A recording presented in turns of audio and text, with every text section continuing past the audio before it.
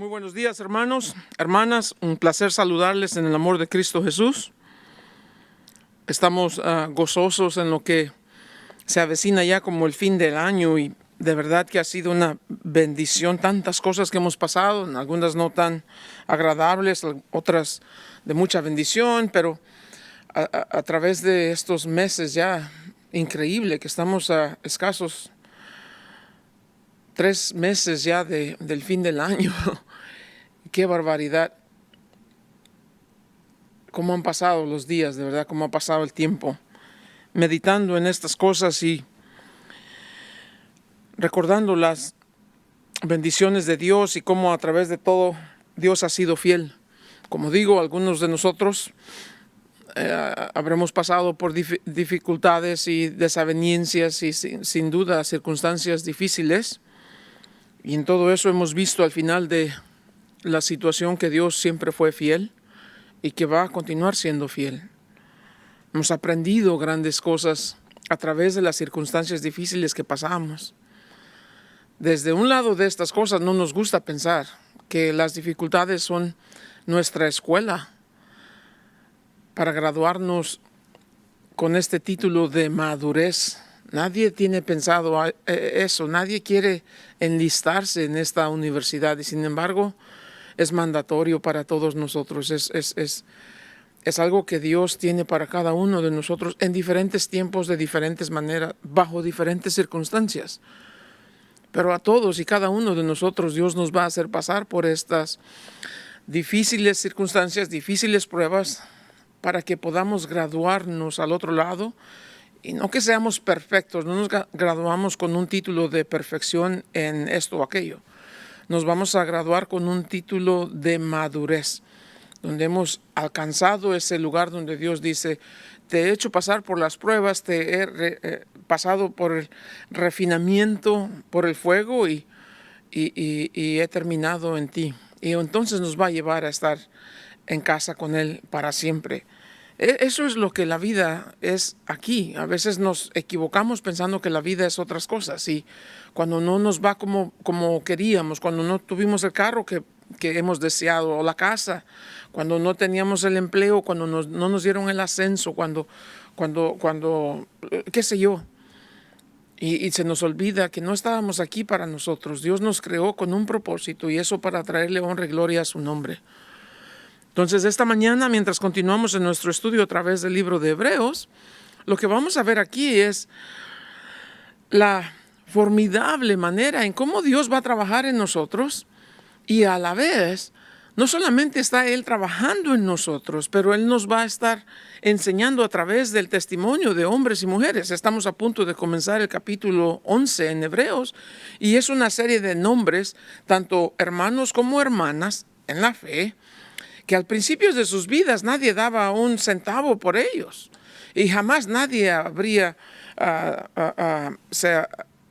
tenido el atrevimiento de decir que este hombre va a ser un excelente cristiano, esta mujer una excelente... No. Vemos las vidas de estos hombres y conocemos el principio de su caminar con Dios y pensamos, ¿por qué escogieron a alguien como Abraham? ¿En serio? Noé, que se embriagó ahí, causa de eso hubo consecuencias. ¿En serio? ¿Una mujer que era prostituta? ¿Una mujer que era moabita? Ni siquiera era israelita. ¿En serio? David con tantas esposas. Salomón, tantas esposas. ¿En serio?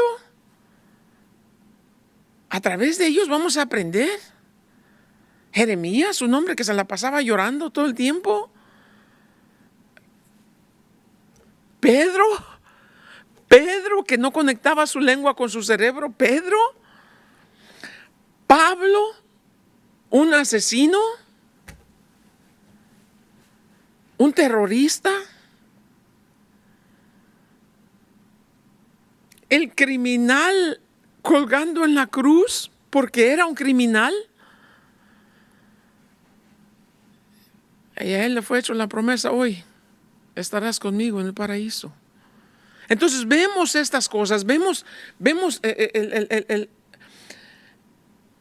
el punto principal de lo que Dios quiere hacer con nosotros, y eso es una transformación. Pero no es el que nosotros estamos trabajando en ser mejores, no, es la obra de Dios en nosotros. Y cómo a través del tiempo Dios va a seguir martillando el cincel que le va dando forma a tu carácter. Y nunca va a estar listo hasta que no sea de acuerdo al carácter de Cristo Jesús.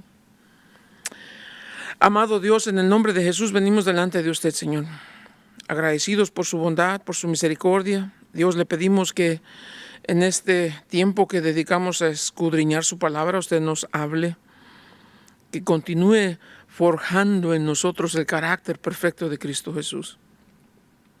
Y que mientras continuamos nuestro caminar de fe en este mundo de maldad y de injusticia, lo hagamos con la plena certeza de que usted fue fiel en el pasado, de que usted nos enseñará a ser pacientes en el presente y de que usted será fiel para cumplir lo que nos ha prometido.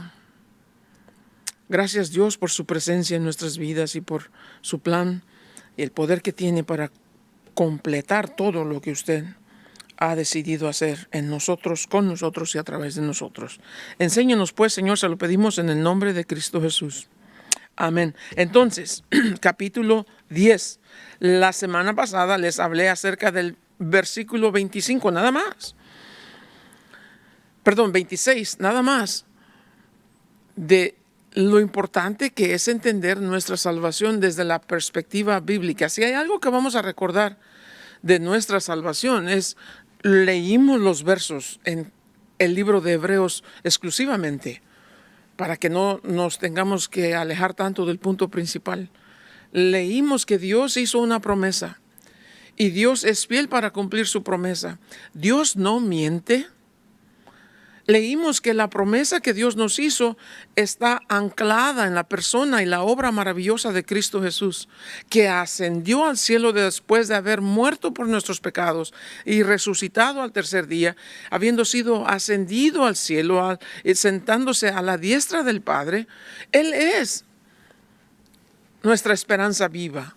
En Él hemos anclado todo lo que Dios ha prometido para nuestro futuro. Él vino a pagar con su propia sangre nuestra justificación.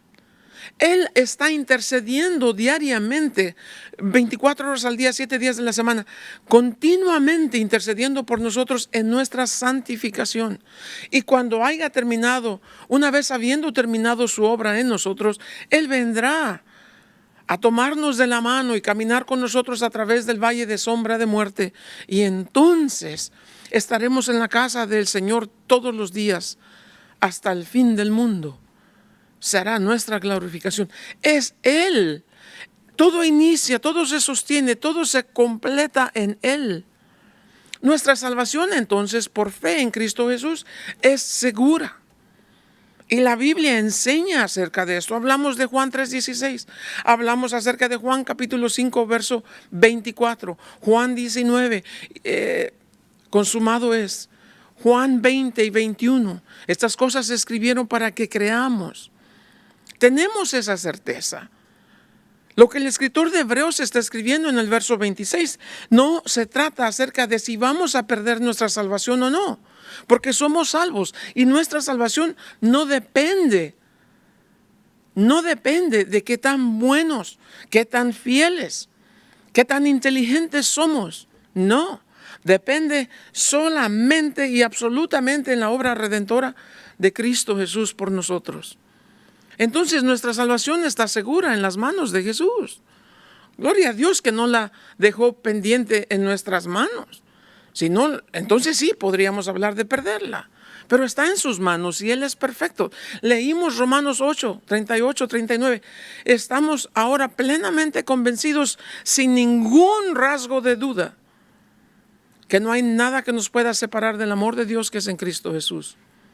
Entonces, ese es el trasfondo de lo que sigue les dije anteriormente, capítulo 10, verso 19, comienza lo que es la parte práctica de la epístola. Ya nos dio toda la doctrina. Y ahora empieza a aplicar correctamente lo que esta doctrina significa y cómo debe transformar nuestro diario vivir. Cómo nuestra creencia ahora va a determinar nuestra conducta. El verso 26 y 27 hablan exactamente de eso. Entonces, ¿qué vamos a ver ahora? Vamos a ver la necesidad de perseverar en esa fe. Y que no es tampoco para si vamos a ser salvos o no. Porque ya somos salvos. Nos ha sido dados todos los recursos necesarios para que podamos permanecer firmes en la fe. Y eso es lo que va a tratar el resto del capítulo hasta el verso 39. Entonces, perseverar en la fe, ¿qué significa? Es ese sólido caminar en fe, es esa confianza, es ese compromiso que tenemos de que vamos a confiar en Dios a pesar de cualquier adversidad que enfrentemos. Perseverar en la fe significa que no importa qué tan difícil se pongan las cosas, nosotros seguimos confiando en Dios. Perseverar en la fe es algo que se va fomentando y fortaleciendo día a día a través de las experiencias difíciles que vivimos.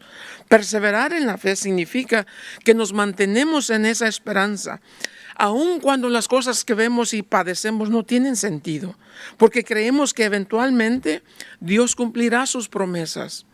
Perseverar en la fe significa ese hábito de correr a Dios, de buscar a Dios, de clamar a Dios cuando las cosas se ponen definitivamente intolerantes.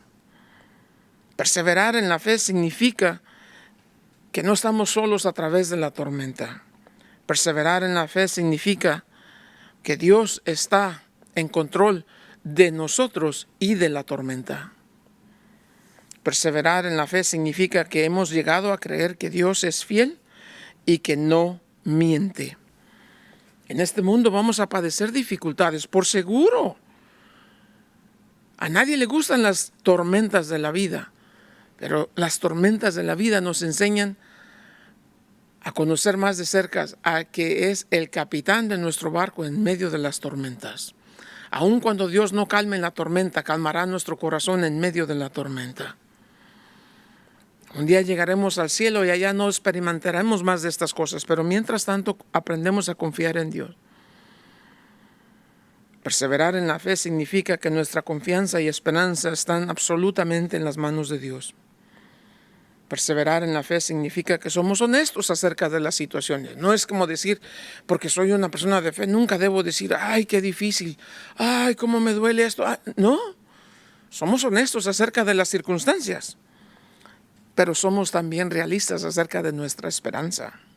Perseverar en la fe significa, voy a confiar en Dios porque Él es mi esperanza viva.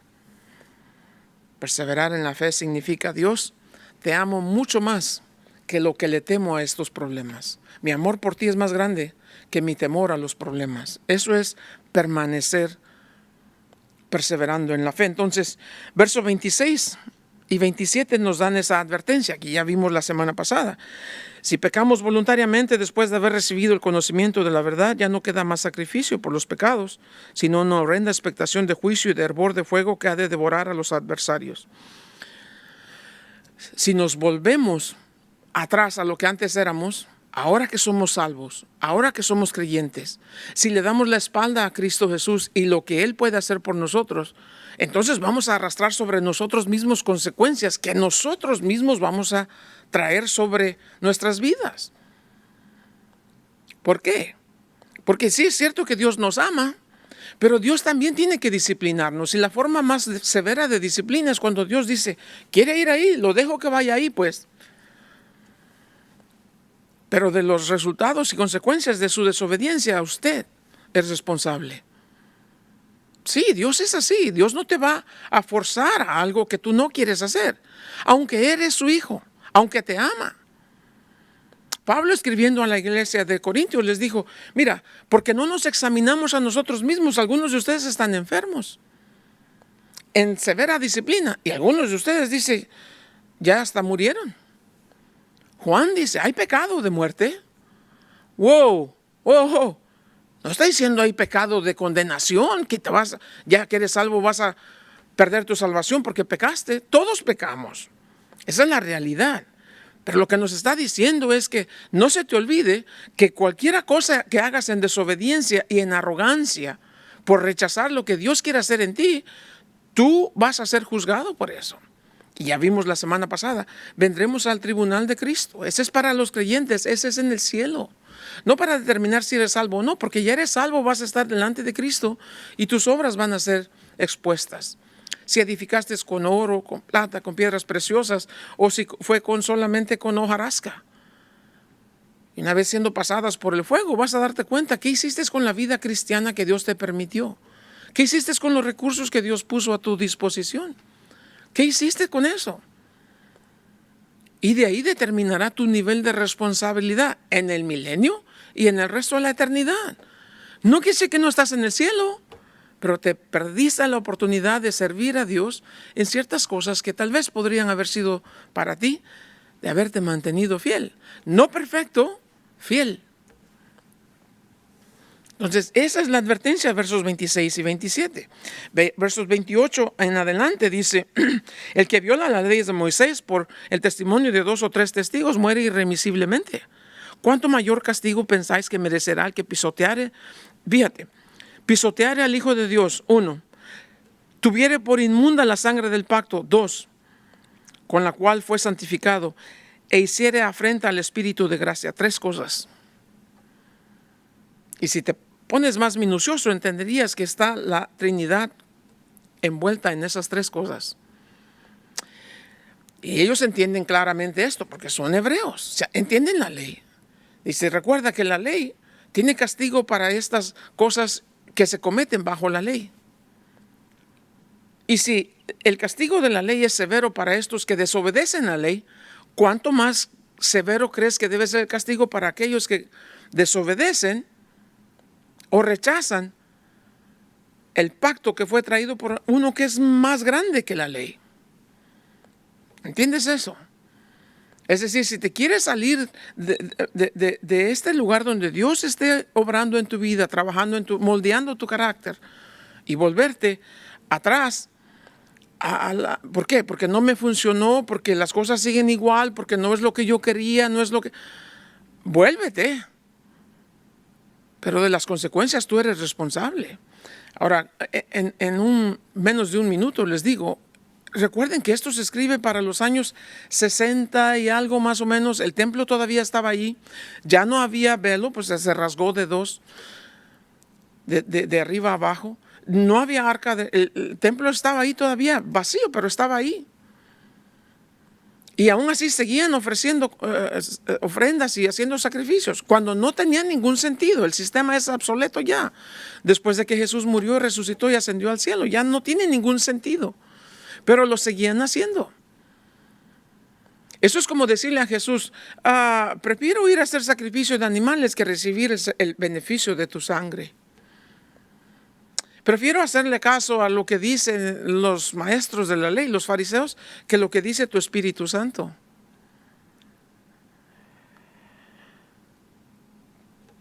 Prefiero confiar en un sistema que en el Salvador que me fue dado por la gracia de Dios. Eso es lo que está diciendo. Ahora, ¿cómo iban a terminar las cosas para ellos? En el año 70 vendría el imperio romano, en este caso bajo el general romano Tito. Destruyeron el templo, lo quemaron completamente, que es las ruinas de lo que queda hoy en día. Totalmente destruido. Pero, y esto no es enseñanza bíblica, pero la evidencia histórica corrobora estas cosas.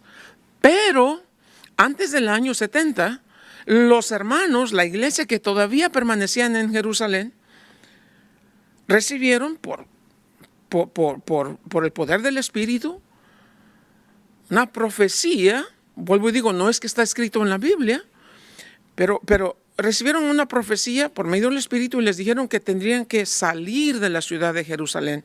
Y fueron y se refugiaron en esta ciudad que se llama Pela. Investiga, haz una indagación al respecto y vas a saber. Y hay evidencia histórica y arqueológica de estas cosas. Y qué interesante entonces, que la iglesia salió de ahí y lo que quedó fue la religión. Y cuando Tito entró en la ciudad de Jerusalén por fin en el año 70, más de 1 millón de personas murieron. Ahora, si hubo hermanos, si hubo cristianos que se rehusaron a salir y quisieron permanecer en ese lugar, porque no confiaron, porque no estaban totalmente convencidos, lo que sea, aún después de ser cristianos, y se quedaron ahí, ¿acaso no? Entonces también significa que murieron juntamente con el 1 millón de personas. Jesús lo dijo en el Evangelio de Lucas: a las mujeres embarazadas vendrán los soldados y les sacarán los bebés. Eso fue lo que pasó. Las mujeres, algunas que daban a luz, agarraban a su bebé y lo estrellaban contra el muro para comer la carne de tanta hambre que estaban pasando. Y no quiero ir a esos detalles grotescos porque son tristes de verdad. Entonces eso es lo que está diciendo. Si la ley demanda que el culpable sea castigado severamente, ¿cuánto más vas a ser castigado si rechazas el plan de Dios? Si te burlas de la sangre del Hijo y si reniegas del Espíritu de gracia. Eso es lo que está diciendo. No significa que para el creyente que estaba ahí perdió su salvación. No significa. ¿Qué perdió? Vamos a ver aquí qué es lo que perdió. Entonces, eso es lo que nos está diciendo aquí. Va a haber serias consecuencias. Mira lo que dice. Pues conocemos al que dijo: mía es la venganza, yo daré el pago, dice el Señor. Y otra vez el Señor juzgará a su pueblo. Horrenda cosa es caer en manos del Dios vivo. No quieres caer en el juicio del Dios vivo. Quieres caer en las manos del Dios amoroso. No. Nunca, nunca esperes caer en las manos del Dios que juzga. Preferible que caigas en las manos del Dios que salva. Pero la decisión es tuya. La decisión es tuya. Tenemos que entender que la gracia no significa que vas a ser irresponsable. La gracia no significa que tienes una licencia para pecar y que no va a pasar nada. La gracia no significa que no va en el futuro una evaluación de tus motivos. Hay un gran, enorme riesgo de perder todo aquello para lo cual potencialmente estaba siendo preparado. ¿Qué? Un lugar que pueda servir a Dios, un lugar de responsabilidad, un lugar donde Dios pueda ser glorificado por medio de ti. Entonces estamos hablando de lo que sucede en el juicio del trono de Cristo Jesús, que lo conocemos como el Bema Seat, o se le conoce así, donde Jesús va a juzgar las obras de los creyentes solamente, diferente del gran juicio del trono blanco, donde los no creyentes van a ser juzgados para eventualmente ser lanzados al lago de fuego. Dos cosas distintas. Entonces eso es lo que nos dice aquí. Pero después, el verso 31 al 32, hay un cambio en el tono de estas cosas. Mira, dice: pero traer a la memoria los días pasados, en los cuales después de haber sido iluminados, sostuvisteis gran combate de padecimientos. Por una parte, ciertamente con vituperios y tribulaciones fuisteis hechos espectáculo, y por otra llegasteis a ser compañeros de los que estaban en una situación semejante. Porque de los presos también os compadecisteis, y el despojo de vuestros bienes sufristeis con gozo, sabiendo que tenéis en vosotros una mejor y perdurable herencia en los cielos. Entonces, ¿qué dice aquí? El escritor de Hebreo ahora los comienza a animar. Primero la advertencia, dice: sé serio en cuanto a tu caminar de fe. No tomes estas cosas a la ligera, las consecuencias son muy serias, muy graves. Pero, dice, para que te alejes de esa tentación, recuerda los días de tu inicio en la fe. Recuerda los días de cuando fuiste primeramente rescatado. Recuerda esto. Y aquí les empieza a decir: estabas dispuesto a morir por la fe. Estabas convencido de la fe. Estabas dispuesto a desprenderte de cualquier cosa, porque ahora vivías la vida de diferente manera, veías la vida desde otra perspectiva. Y tanto es real eso, dice que conocías a los que estaban sufriendo y te acercabas a ellos. Si tú no estabas sufriendo, te acercabas a los que sufrían. No tenías miedo de ser contado con ellos. No tenías miedo de sufrir el rechazo de ellos, de sufrir el oprobio, de sufrir el padecimiento que ellos, porque estabas viendo la vida de manera distinta. Hay una implicación aquí que parece decir que el que escribió el libro de Hebreos llegó a estar en la cárcel y ellos se acercaron a buscarlo, a ayudarle. Ahora, identificarte con uno de ellos era peligroso. También tú podías haber terminado en esa manera y no les importaba. Eso es lo que el escritor de Hebreos está diciendo. Entonces, eso quiere decir que eso es algo que está describiendo a creyentes. Los inconversos no hacen eso. Tanto así dice que te desprendiste cuando te quitaron lo tuyo por acercarte a los necesitados, a los que sufrían. Te quitaron todo, casa, a familia a veces. Te rechazaron. Te arrojaron lejos. ¿No te importó? ¿No tuviste problema? Que te quitaron tus cosas. No sufriste por eso. No estabas llorando por eso. Dejaste ir todo lo material. Porque entendiste ese principio de tu caminar, que había cosas reservadas para ti que son más grandes que todo lo que este mundo te puede ofrecer. Dime si no está hablando de creyentes. Por supuesto que está hablando de creyentes. Lo que les está diciendo, tu relación con Dios te sostuvo en esos días difíciles y no te hizo dudar ningún momento en caminar confiando en Dios. Hermoso lo que está diciendo aquí. Verso 35. Entonces dice, no pierdas tu confianza. ¿Por qué ahora que están las cosas difíciles estás tirando la toalla? ¿Por qué estás renunciando a lo que antes creías? ¿Por qué estás abandonando en lo que antes confiabas? No pierdas esa confianza. Pero tu confianza aquí les dice tiene gran recompensa. Por eso estoy diciendo, lo que pierdes son esas recompensas que vas a tener, ese galardón que tienes.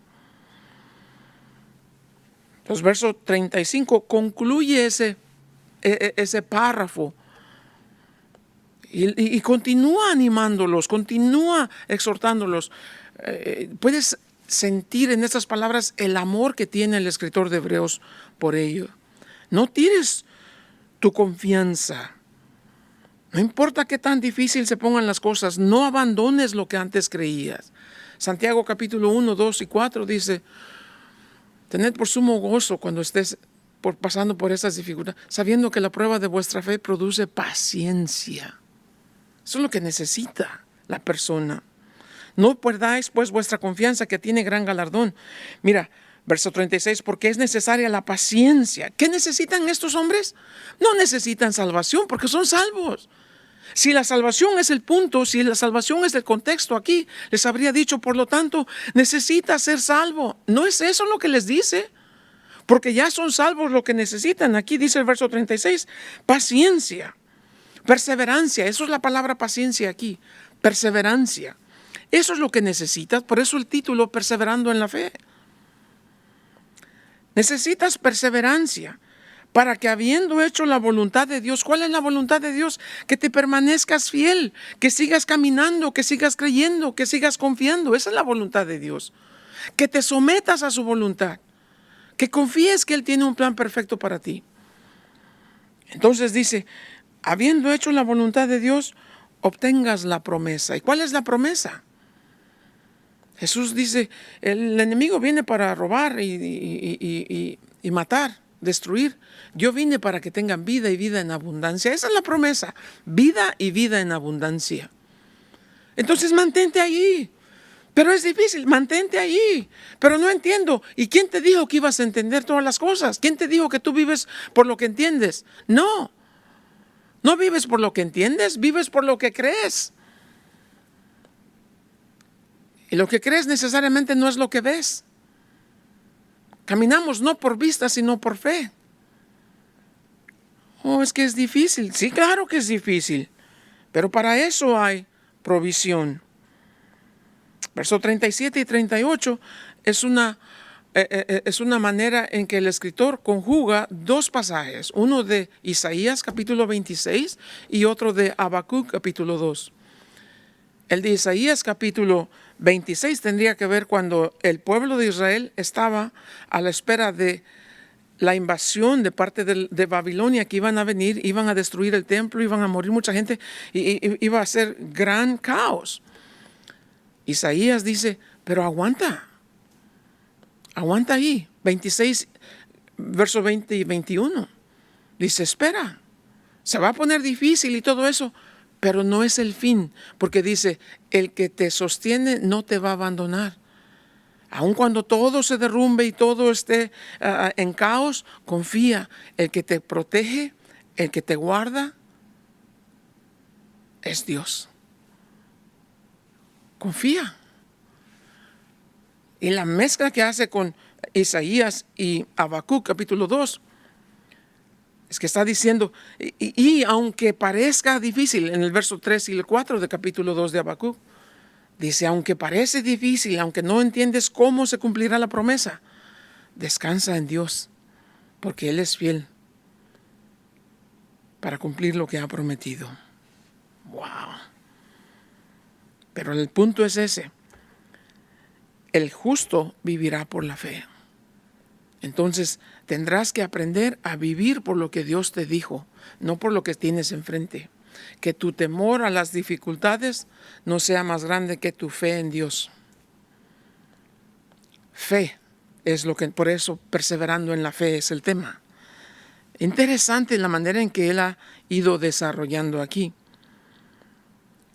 Verso 39, no somos de los que retroceden para perdición. Ahora, perdición ahí es lo que la gente dice, que a los calvinistas les encanta eso, porque dice, ves. No es perdición en el sentido de vas a perder tu salvación. Perdición ahí es perder cualquier cosa que puedas estar hablando. Perder tu confianza, perder la vida, no es enfocado en salvación. No. Entonces, ¿qué dice aquí? No somos los que retroceden para perdición. Perdición también tiene este toque. El toque de cobardía. Es cuando un ejército, entre sus filas hay un gran número de personas que no se sienten valientemente listos para ir a la batalla. Y porque es un gran número de personas que no se sienten aptos para la batalla, no fueron a la batalla, entonces perdieron la batalla, ni siquiera se presentaron. Eso también es el toque que tiene perdición. Lo que el escritor de Hebreos está haciendo un contraste aquí. Mira lo que dice. No somos de los que retroceden para perdición, sino de los que tienen fe para preservación del alma. Hay dos tipos de cristianos. Aquellos que a la primera de los problemas inmediatamente tiran la toalla. Dios no me contestó, Dios no me ayudó, Dios se olvidó de mí, de arará, tarará, tarará, y el violín nunca para. Y hay otros en el otro lado que dicen, Dios no me debe nada, y Dios no tiene por qué darme explicaciones absolutamente acerca de nada. Dios me salvó y para mí mi salvación es más que suficiente. Cuando todo esto se acabe, voy a estar en el cielo con Él por lo que Él hizo por mí. Punto y aparte. Así que mátenme, quítenme, muévanme, búrlense, hagan lo que quieran. Nadie me puede separar de la mano de Dios. Eso es lo que creo. Soy simple, soy un poco ignorante de tantas cosas, pero lo que sí sé es que si Dios es Dios, Él no miente. Y si Él me dijo que Él vendrá un día, yo lo voy a esperar aquí, así tenga que padecer lo que tenga que padecer. Aquí lo espero porque Él va a venir por mí. Ese es el punto principal aquí. Este contraste entre dos tipos de cristianos. Los que dicen, vamos adelante, pero se va a poner difícil, ¿qué importa? El río es muy grande, lo pasaremos. El fuego es, pero demasiado fuerte, no importa. Si paso por las aguas, no me voy a ahogar. Si paso por el fuego, no me voy a quemar. Él dice, yo confío en lo que Él hace. ¿Ustedes se acuerdan cuando tenían a sus bebés chiquititos? Y cuando ustedes tenían 1 año, también se acuerdan, ¿no es cierto? Mentirosos. Pero a lo mejor tienes foto de cuando eras un niño y tu papá te cargaba aquí. ¿Cuántas veces estuviste pensando, estoy pensando si en el próximo paso que mi papá dé me va a tumbar y voy? ¿Estás pensando eso? No. ¿Te dolía algo? Corrías. ¿Te caías? Corrías a tu papá. En los brazos de tu papá estabas seguro. Pero apenas empezaste a razonar por ti mismo y te creíste más inteligente y ahora cuestionas, mi papá no sabe lo que hace y siempre me prohíbe y nunca me deja y siempre. Ahora eres más inteligente que tu padre. Hasta que llegues a ser a la edad de tu padre te vas a dar cuenta qué sabio era mi padre. Pero para entonces ya no va a estar ahí para que le den las gracias. Ese es el punto aquí, ¿cierto? Qué sabio es Dios. Y Él sí está aquí. En conclusión, ¿qué es lo que está diciendo aquí? El escritor de Hebreos está diciendo, no. Déjate digo estas cosas de la manera que lo puedas entender.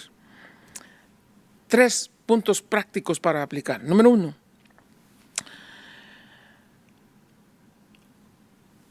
Perseverar en la fe significa, cuando estamos enfrentando dificultades, voy a correr a lo que ya sé. Perseverar en la fe significa recordar cómo Dios ha sido fiel en el pasado.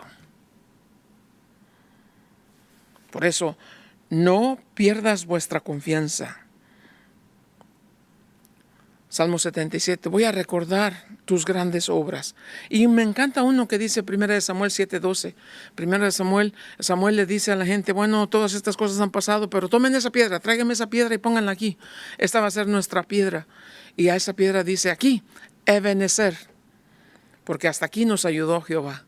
Que no se les olvide esta piedra lo que significa. Ebenezer significa la piedra de la ayuda.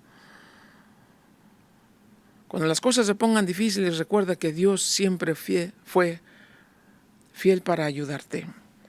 Número 2, perseverar en la fe es esperar pacientemente lo que Dios hará en el presente. Primero, perseverar en la fe significa recordar lo que Dios hizo ayer por ti. Y segundo, recordar que Dios está conmigo. Voy a esperar pacientemente en Él hoy. Hay una cosa que debes entender. El tiempo de Dios, es decir, para Dios más importante el tiempo de hacer las cosas que el tiempo en sí. No sé si podrás entender esto. Para Dios, tiempo no es un gran problema. Para nosotros es importante entender. Tiempo, importante sí, pero entender los tiempos de Dios. Eso es lo importante. Dios se mueve de acuerdo a su perfecto tiempo. Los tiempos de Dios son perfectos. Para Dios eso es más importante. Entonces, hoy, ¿qué necesito? Necesito ser paciente en lo que estoy pasando. Es de mi confianza, en mi esperanza, en mi fortaleza. Es la determinación que tengo de saber que Dios no tiene que explicarme por qué. Y en mi buscar de la solución a mi problema, ¿por qué ya no es la pregunta? Porque ya sé quién. Después de estar interrogando a Dios, ¿por qué? Ahora le digo, Dios. Ya sé quién. Dios. Usted sabe lo que está haciendo. Y número 3, perseverar en la fe significa que aun cuando no tiene sentido el presente, Dios cumplirá su promesa mañana. Aun cuando las cosas en el presente no tienen sentido, Dios cumplirá su promesa mañana, en su tiempo y de acuerdo a su voluntad. ¿Acaso no es interesante eso? Pero demasiado, de verdad, demasiado interesante. Y me gusta cómo estas cosas se desarrollan. Y les voy a leer estos versos para terminar. En Habacuc capítulo 3, versos 17 y 19. Creo que este es sin duda el pasaje que interpreta claritamente Hebreos 26 al 39 lo explica Habacuc capítulo 3, versos 17 y 19. Aunque la higuera no florezca, ni en las vides haya frutos, aunque falte el producto del olivo, y los labrados no den mantenimiento, y las ovejas sean quitadas de la majada, y no haya vacas en los corrales, con todo, yo me alegraré en Jehová, y me gozaré en el Dios de mi salvación. Jehová es el Señor, Jehová el Señor es mi fortaleza, el cual hace mis pies como de ciervas y en mis alturas me hace andar. Pero luego hay una parte que a veces olvidamos. Al final de eso hay una notita ahí. En sus Biblias lo pueden ver. Y dice que Habacuc le entrega estas palabras. Parece ser que las escribió, las escribió y se las dio al líder de alabanza y dice al jefe de los cantores sobre mis instrumentos de cuerdas. Le da las palabras que acaba de decir y se las da y les dice, pone música y cantemos a Dios. Habacuc, dicho sea de paso, es 100 años después de la profecía de Isaías 26. Isaías dice, va a pasar. Y cuando están a punto de pasar estas cosas 100 años después de la profecía, Habacuc le dice, ¿por qué? ¿Por qué? ¿Por qué Babilonia si ellos son peor que nosotros? ¿Por qué nos vas a juzgar así? ¿Por qué? ¿Por qué? ¿Por qué? Y Habacuc tiene que ir del valle de la desesperación a la cima de la esperanza para terminar en el plano de la adoración. ¿Por qué? ¿Por qué? ¿Por qué? Hasta que Dios le permite ver y le dice, Dios, Dios, Dios. Y una vez se da cuenta que está en la presencia de Dios, le dice, ya determiné que no tienes que darme respuestas. Te voy a adorar, te voy a cantar. Pase lo que pase, venga lo que venga. Así no tenga nada, tú sigues siendo Dios y yo sigo confiando en ti. Cuando los tiempos difíciles vengan, hermanos, cuando las condiciones de vida cambien, nuestro propósito de vivir no debe cambiar nunca. Cuando los tiempos difíciles vengan, cuando las dificultades para seguir esperando en Dios y confiando en Dios sean tan insoportables, recuerda la provisión de ayer. Alaba y sirve a Dios pacientemente hoy, confiando en que en su perfecto tiempo Dios hará que recibas el cumplimiento de su promesa. Y como Habacuc, cierra el libro y adora a Dios, cantando salmos y alabanzas a su nombre. ¿Por qué? Porque Dios es bueno, amén. Y para siempre es su misericordia. Este es el punto, creo yo. Esa es la manera. Y no es porque yo lo estoy diciendo, hermano, sino porque es la evidencia bíblica nos guía, nos lleva a ese lugar. Esa es la manera que enfrentamos este pasaje. Nunca fue acerca de la salvación del creyente, que si está en cuestionamiento o no, nunca. El escritor de Hebreo le está escribiendo a estas personas que están siendo perseguidos por su fe y que están volteando hacia algo que ya no les va a dar esperanza. Les dice, ¿por cuál de los pecados no murió Jesús? No, pues murió por todos. Ok. Y si eso es cierto, entonces, ¿qué te hace falta? No, pero es que es difícil. No, pero es que no entiendo. ¿Cuándo acá escuchaste que Dios está obligado a darte respuesta a tu pregunta? No, Dios no te va a dar respuestas a tus preguntas. Dios te va a dar el cumplimiento de su promesa. Dios no contesta necesariamente tu pregunta. Dios cumple su promesa. Porque los caminos de Dios no son como tus caminos. Sus pensamientos no son como tus pensamientos. Sus planes son más altos que los tuyos. Y después de todo, la manera más hermosa de honrar y alabar a Dios es decirle, oh Dios, no entiendo y no tengo que entender. Gracias que no me haces vivir por lo que entiendo, me haces vivir por lo que creo. Creo que Dios es todopoderoso y que mi vida está en sus manos. Creo que pronto veré el día en que Él venga por mí y creo que hasta ese día Él es más que suficiente para guiarme, para protegerme, para cuidarme. Y creo que cuando esto aquí se acabe, será el principio de la vida que Él me prometió. Vida en abundancia. Amado Dios, en el nombre de Jesús le damos gracias, Señor. Gracias por su palabra que es viva, eficaz. Gracias por su presencia. Bendito sea su nombre. Toda la honra y la gloria sean para usted, porque usted vive y reina por los siglos de los siglos. En Cristo Jesús. Amén.